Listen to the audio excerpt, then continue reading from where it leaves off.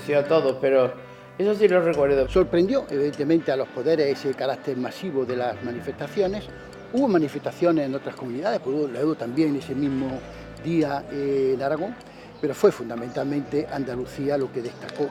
Y además tuvo el triste epílogo de la muerte de absurda de García Caparrós. La peculiaridad estuvo precisamente en Málaga, donde en días anteriores el presidente de la Diputación de Málaga se negó a poner la bandera de Andalucía en el balcón central de la Diputación, que por allí tenía que pasar la manifestación. Además, aquella vez fue la primera vez que a través de la radio se hacía una transmisión en directo de una manifestación. Entonces no existían unidades móviles ni existía nada que poder emitir en directo. Y yo, por ejemplo, en Radio Juventud de Málaga lo que hicimos era coger un teléfono de una vivienda, desenroscarlo, los teléfonos antiguos, tirar cable hacia arriba, hacia la terraza de ese edificio. Nos pusimos al lado de la Diputación de Málaga porque sabíamos que allí podía pasar algo, como efectivamente pasó. Y entonces desde allí pues pude contar en directo toda la manifestación de aquel 4 de diciembre, que toda Andalucía fue realmente festiva y fue un grito en favor de la autonomía. Así también estaba siendo en Málaga hasta que empezaron los disturbios tan graves que ocurrieron en Málaga, que fue la tragedia de aquel día de hace 40 años, ¿no? Lo que iban eran familias completas, con los niños pequeños, con los carritos, personas de mucha edad, todo el mundo, era un ambiente de fiesta. Pero a medida que se pasaba por la Diputación, pues la gente se volvía hacia la Diputación y empezaba a increpar, ¿no? a dar gritos. Y Málaga estaba tomada por la policía, estaba totalmente oculta dentro de la Diputación, en todas las calles cercanas a la Diputación.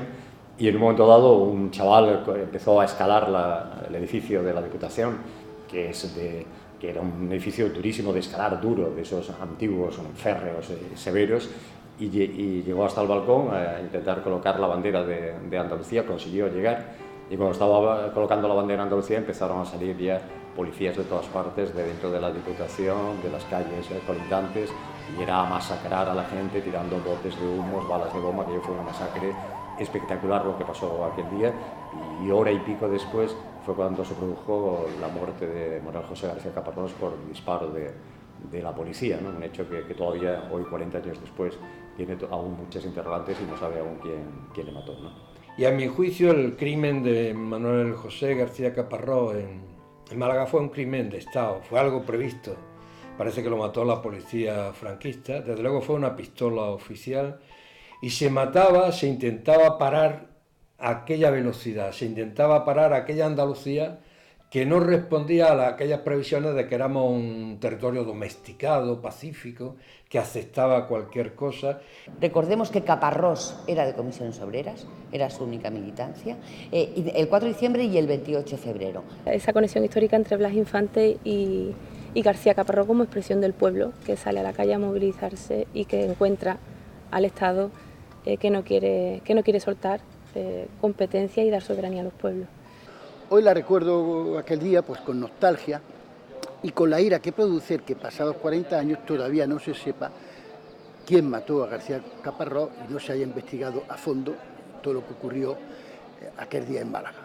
El sumario de García Caparrós fue una auténtica chapuza judicial, pero descarado, ¿no? Aquello no tenía ni pies ni cabeza, pero incluso la comisión investigadora que se constituyó en el Congreso de los Diputados le pegó igualmente carpetazo a aquel tema, sabiendo que había en la declaración policías que habían dicho que habían hecho uso de sus armas reglamentarias, que habían disparado, y allí no hubo ningún responsable. Esa historia, primero, tiene ningún poder simbólico, es solamente una fotografía y recuerdo de que un hombre murió por defender aquello y solamente eso, y una cosa ya anclada en la memoria, pero como si hubiera sido hace mucho tiempo.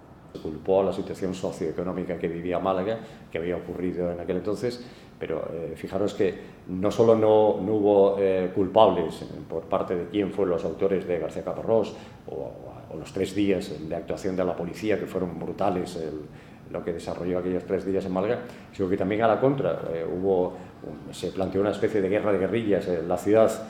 La gente enfadada pues rompieron, arrasaron bancos, comercios en el centro, rompieron todo tipo de cristales y demás, y no hubo ni una sola denuncia contra la otra parte. Fijaros, alguna cosa impensable.